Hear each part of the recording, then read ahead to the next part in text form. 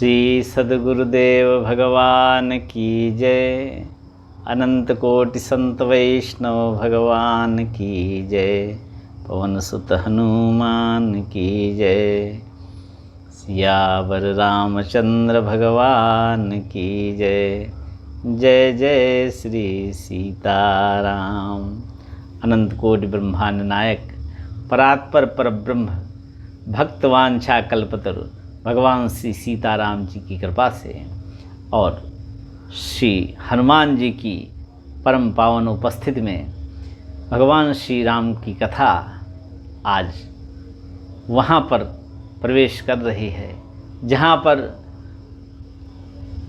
दशमुख दशानन यह सोचकर कि होई ही भजन तामस देहा मन क्रम वचन मंत्र दृढ़ेहा, मन में सोच लिया कि यह भगवान का ही अवतार है और भगवान का अवतार है तो फिर मुझे अपनी मुक्ति पाने का सरल उपाय मिल गया। क्योंकि भगवान का अवतार इसलिए हैं ये प्रभु श्री राम। खर दूषण मोहिसम बलवंता इन्हीं को मारे बिन भगवंता। बिना परमात्मा के अवतार लिए दूसरा कोई खरदूषण और तीसरा को अवध नहीं कर सकता था। और शूर्पणखा ने आकर यह बात बताई जब रावण को, तो रावण ने उन्हें बहुत से आश्वासन दिए और उसके बाद में बहुत चिंतातुर हुए। रात में नींद नहीं आई रावण को और रावण ने निश्चय किया कि मैं अब बैर के द्वारा भगवान राम को प्राप्त करूंगा और सद्गति प्राप्त होगी मेरे कुल को। मैं एक रास्ता अपनाऊंगा बैर भाव का, और ये बैर भाव ऐसा है किसी से बैर हो जाए तो निरंतर उस बैरी की याद आती रहती है।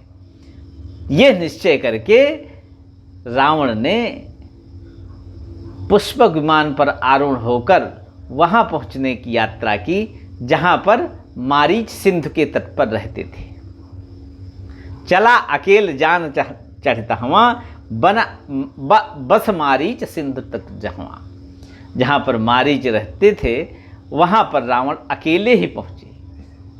और मारीच ने देखा कि असुरों के राजा आ गए और अकेले आए हैं। सदा दलबल के साथ चलने वाले राजा आज अकेले आए हैं मेरे पास।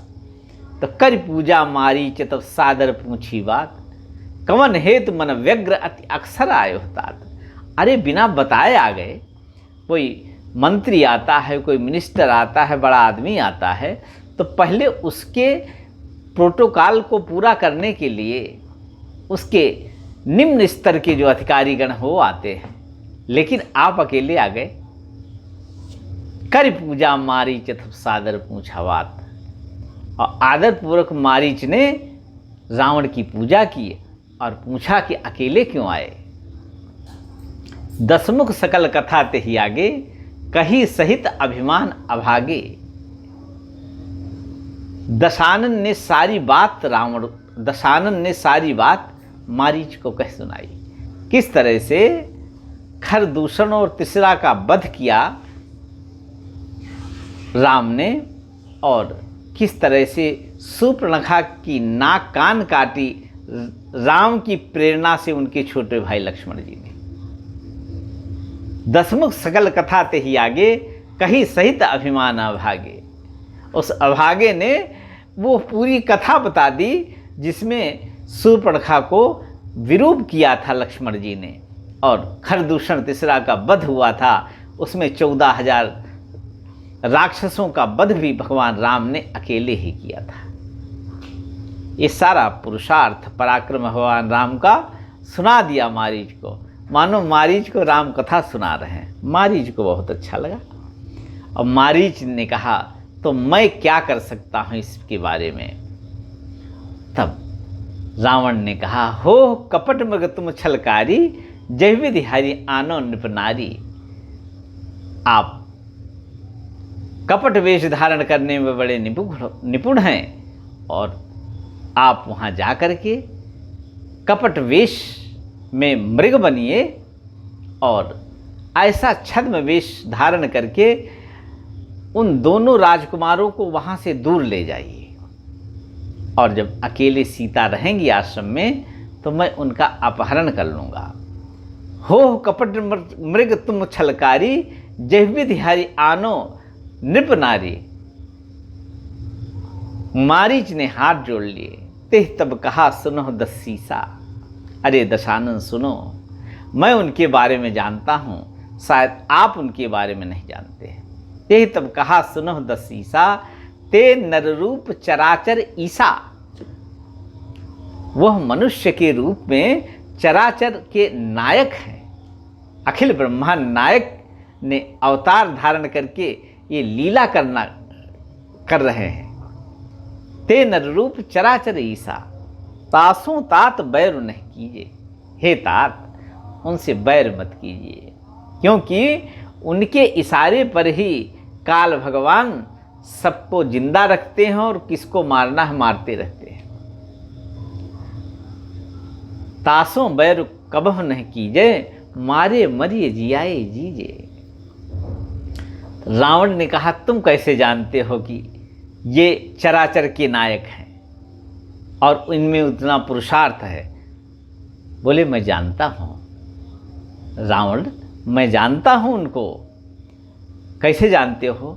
तो बोले, मुनि मख राखन गयो कुमारा, बिनु फर सर रघुपति महिमारा। जिन रघुनाथ जी की पत्नी का अपहरण करना चाहते हो, उनका पराक्रम मैं बता देता हूँ, क्योंकि मुझे ज्ञात है जब मेरी माँ ताड़का की अध्यक्षता में हम लोग विश्वामित्र जी को तपस्या नहीं करने देते थे, उनके जो ऋषिगण थे साथ में, उनके शिष्यगण थे, उनको तपस्या नहीं करने देते थे, तब विश्वामित्र जी ने दशरथ जी से प्रार्थना करके इन्हीं राम लक्ष्मण को ला करके उस यज्ञ की रक्षा की थी। और उस यज्ञ में बिनु फर सर रघुपति महिमारा, मुनि मख राखन गयो कुमारा, बिनु फर सर रघुपति महिमारा।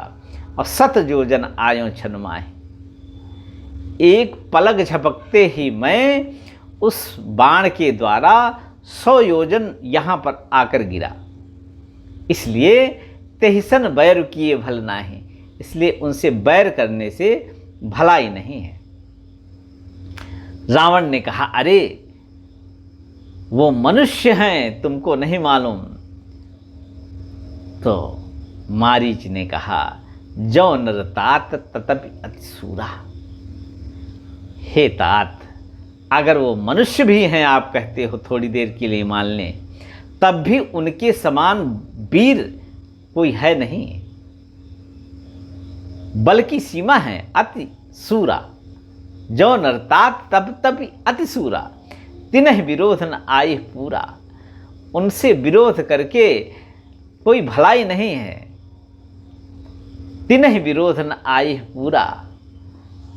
और बोले कि मारीच ने कहा कि आप देखो, ये इतने बलिष्ठ हैं कि आपने तो देखा है जब जनक जी के यहाँ धनुष भंग हुआ था, तब तो आप भी गए थे वहाँ पर।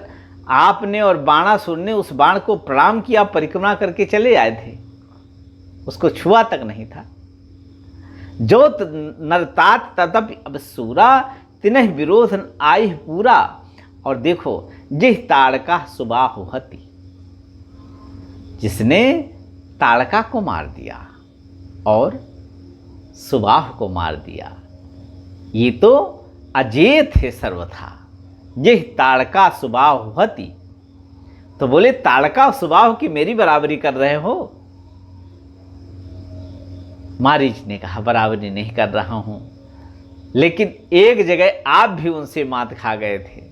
जो काम आप नहीं कर पाए थे, वो उन्हीं रघुनाथ जी ने पलक झपकते ही कर दिया था। पिनाक धनुष भगवान शंकर का धनुष यज्ञ में जनकपुर में उन्होंने ही तोड़ा था। जिस ताड़का सुबाहु होती, खंड्यो हरकोदन और खर दूषण तिसरा हत्यो। खर दूषण और तीसरा का जिन्होंने खेल खेल में संहार कर दिया, उनको तुम मनुष्य कहते हो। ऐसे प्रचंड पराक्रमी जो हैं वो रघुनाथ जी मनुष्य नहीं है, मनुष्य की असबर बंद। रावण ने कहा आपके कहने का मतलब क्या है? मारीच ने कहा जाहो भवन कुल कुशल विचारी। आप चुपचाप जैसे आए हो ना, अपने घर चले जाओ। अगर अपने कुल की रक्षा चाहते हो तो उनसे विरोध मत करो। जाओ भवन कुल कुशल विचारी, सुनत जरा दीन्हि बहुगारी। ये सुना जब तो रावण को बहुत क्रोध आया और रावण ने बहुत अपशब्द कहे मारीच को। इसका तात्पर्य यह है कि रावण इस ठान चुका था कि अब हम बैर भाव से भगवान श्री राम से प्रीति करेंगे, भगवान श्री राम को निरंतर याद करेंगे। और भगवान का ऐसा निर्देश है कि मयि अर्पित मनोबुद्धि यो मद्भक्ता समय प्रिया। जिसकी मन और बुद्धि मुझ में लग जाए बस उसका काम बन गया। अब चाहे जिस मार्ग से बने, मन और बुद्धि रम जाए बस काम बन गया। और रावण तो वेद वेदांग का पारगामी विद्वान था, लेकिन उनका आचरण नहीं करता था। गधा ज्ञानी था। गधा ज्ञानी का तात्पर्य है कि सिर पे तो बहुत वस्त्र धारण करके चल रहा है गधा, लेकिन वो वस्त्रों को धारण नहीं करता। इसी तरह से रावण के पास ज्ञान तो बहुत था, लेकिन उस ज्ञान का अपने जीवन में उपयोग नहीं करता था वो। इसलिए रावण ने एक ही रास्ता सोचा था कि बैर भाव से मैं भगवान का भजन करूंगा, निरंतर मन और बुद्धि उनमें लग जाएगी और मैं भगवान के धाम को प्राप्त कर लूंगा। और मैं अकेले नहीं, पूरे कुल खानदान का उद्धार करा दूंगा मैं। इसलिए भगवान राम ने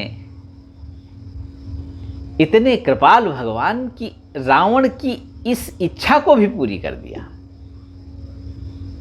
जब लंका कांड में युद्ध हो रहा है तो हनुमान जी इस कार्य को कर रहे हैं। भगवान राम से मुक्ति दिलाने के लिए हनुमान जी एक कार्य कर रहे हैं। क्या कार्य कर रहे हैं?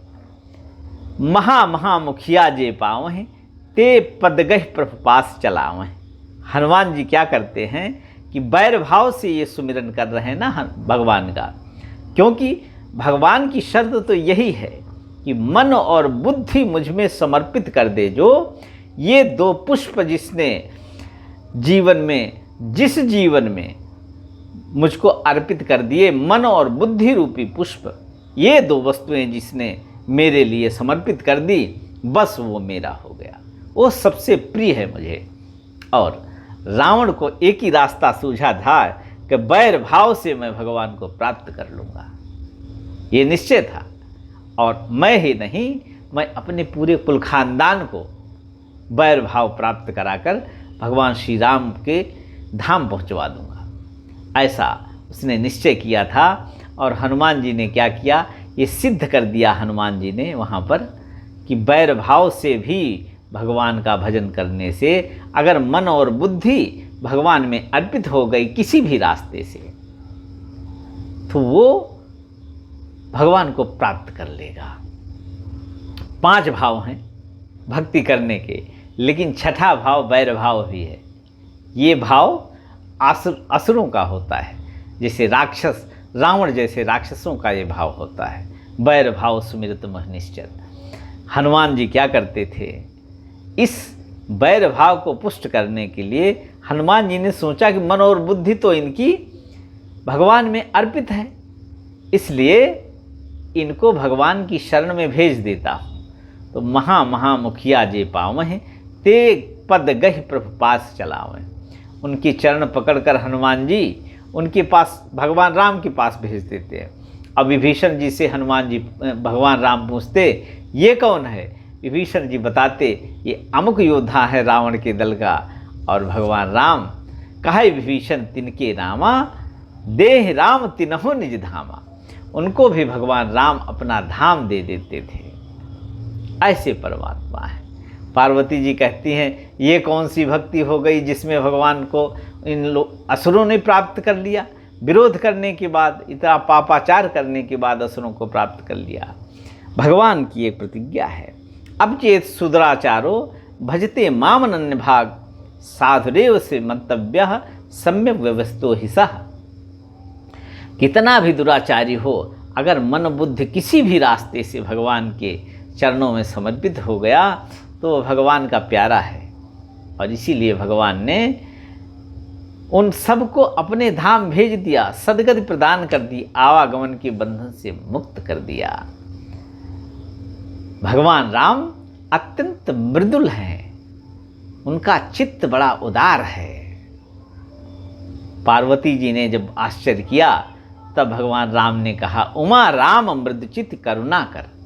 पार्वती, भगवान राम बड़े मृदुल चित्त के हैं, अब करुणा कर हैं। इसलिए उन्होंने सोचा, बैर भाव सुमिरत मह निश्चर। निशाचर मुझसे बैर भाव से स्मरण करते हैं, अपनी बुद्धि और मन को बैर भाव के माध्यम से मुझ में समर्पित कर चुके हैं। तेह परम गति सो जिय जानी। ऐसा जानकर भगवान राम उन असुरों को परम गति दे देते थे। को कृपालु असु कहो भवानी। हे पार्वती, बताओ ऐसा कृपाल कोई होगा? सियावर रामचंद्र भगवान की जय।